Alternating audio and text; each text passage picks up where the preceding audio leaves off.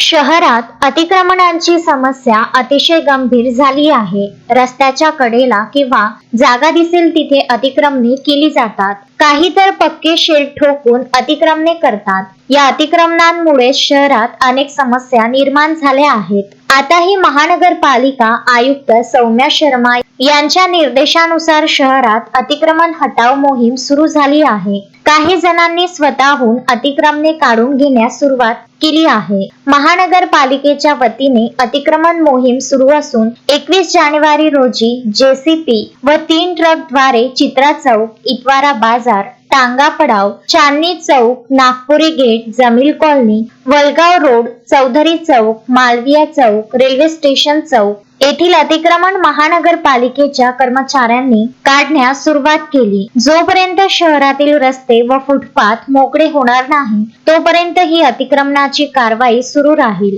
ज्यांनी अतिक्रमण केलं असेल त्या सर्वांनी अतिक्रमण स्वतःहून काढून घ्यावे, अन्यथा महानगरपालिका प्रशासन काढून घेईल. तसेच कायदेशीर कार्यवाहीलाही सामोरे जावे लागेल. शहरातील मुख्य बाजारपेठ, कापड बाजारातील अतिक्रमणांवर देखील लवकरच कारवाई करणार असून त्याबाबत शहरातील इतर भागातील अतिक्रमणे मोकळे करून मुख्य शहरातील अतिक्रमणांवर कारवाई करणार आहेत. नागरिकांना या अतिक्रमणांचा त्रास सहन करावा लागत आहे. या गोष्टींचा विचार करूनच महानगरपालिका प्रशासनाने अतिक्रमणांवर कारवाई करण्यास सुरुवात केली आहे. महानगरपालिकेचे अतिक्रमण पथक कारवाई करून अतिक्रमणे काढून घेत आहेत. सदर कारवाईत अतिक्रमण निर्मूलन पथक प्रमुख योगेश कोल्हे, निरीक्षक अन्सार अहमद, संदीप सोनोने, अतिक्रमण विभागातील कर्मचारी, PSI गुलवाडे व पोलीस कर्मचारी उपस्थित होते.